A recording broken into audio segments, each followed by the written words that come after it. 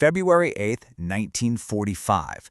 We're in the final, brutal months of World War II. And our story, it takes place right here, Peenemünde. This is a top-secret island base, a fortress, really, tucked away in the Baltic Sea. This is where the Nazis are cooking up their most terrifying weapons. Okay, so get this. Right now, deep inside this maximum security facility, 10 starving prisoners. They're about to do something completely insane. They're going to try and steal a Nazi bomber. I mean, how is that even possible? Let's dive into this unbelievable story. So the scene is set. The engines of a Heinkel He-111 bomber, they just roar to life. But you look in the cockpit, and it's not a Luftwaffe pilot. No, it's a Soviet POW, a guy named Mikhail Devyatayev. And the terrifying part? He barely knows how to fly this thing. His first shot at takeoff, it's a complete disaster. Listen to how Devyatayev himself put it. The plane, this huge two-engine bomber, just started spinning like a top on the runway. I mean, you have to remember, he was used to these quick, nimble fighter planes. This was a totally different beast. And his lack of experience was on full display in the worst way imaginable. And of course, that kind of chaos doesn't go unnoticed. Alarms start screaming across the entire airfield. You've got German guards running full tilt towards them, guns drawn. Devyatayev is fighting the controls. He manages to line the plane up one more time, and he just jams the throttle forward. This is it. It's now or never. So you have to be asking yourself, right? What could possibly make someone so desperate to try something this suicidal? To get that, we need to rewind a bit. Who is this guy in the cockpit?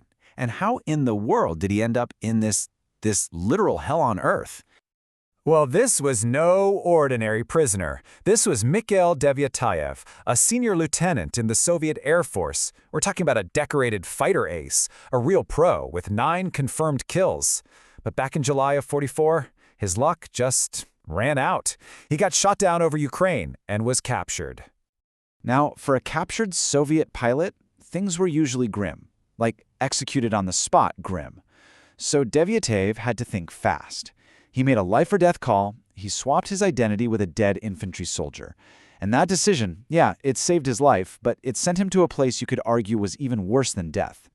He ended up at Peenemünde. And look, this was not your standard POW camp. Not even close. This was the nerve center of the Nazi wonder weapon program. This is where they were building the V1 and V2 rockets. And they were doing it by working literally tens of thousands of slave laborers to death. The conditions, I mean, they were just beyond brutal.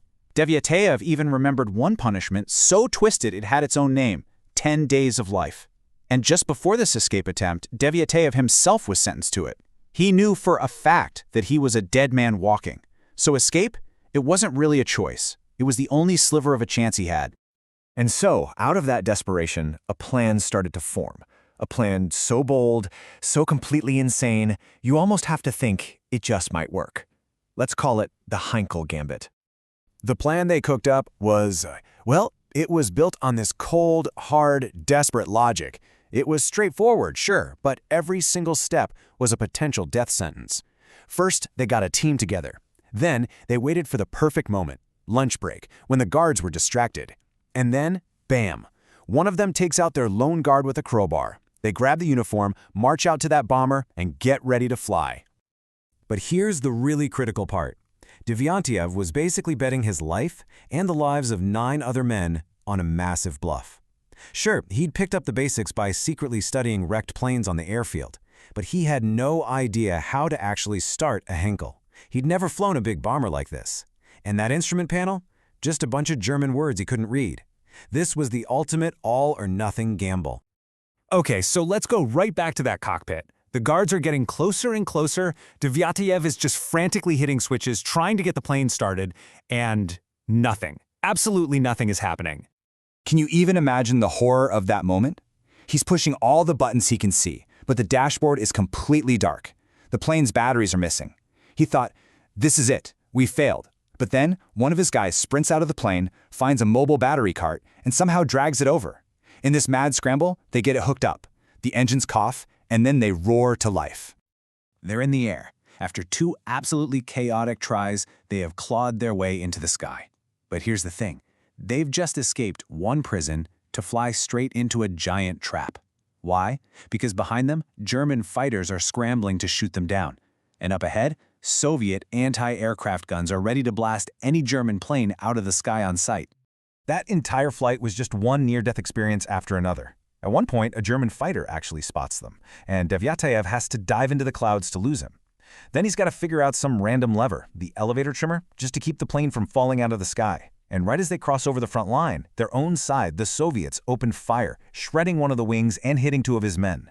He had no choice but to bring it down hard, crash landing in a field of snow. Somehow, they're alive. They're back on friendly soil. They made it. But this story is far from over. In fact, you could say the most tragic part was just about to begin. So instead of getting a hero's welcome, who greets them? The NKVD, Stalin's secret police. You see, in the super paranoid world of the Soviet Union, their story just sounded impossible. The immediate assumption was that they had to be spies, sent by the Germans. So these men who just escaped hell itself were basically thrown right back into another kind of prison. And the injustice was swift and absolutely brutal. The other men on the team, they were sent to penal battalions, basically suicide squads with insane casualty rates. Devyatayev himself was labeled a criminal. For 12 years, 12 long years, he lived under this cloud of suspicion, forced to work manual labor jobs. It wasn't until 1957 that a very important man, Sergei Korolev, the head of the entire Soviet space program, stepped in. See, Korolev realized that the information Devyatayev brought back about Peenemunde's rocket program was pure gold. And only then, after all that time, was his name finally cleared, and he was named a hero of the Soviet Union. What an unbelievable story of survival, right? Of pure courage. But it leaves you with this really haunting question. Mikhail Devyatayev pulled off one of the most daring escapes in history. He looked death in the face and won against the Nazis, only to be betrayed by the very country he was fighting for. So yeah, he escaped the enemy, but did he ever really escape the suspicion of his own people?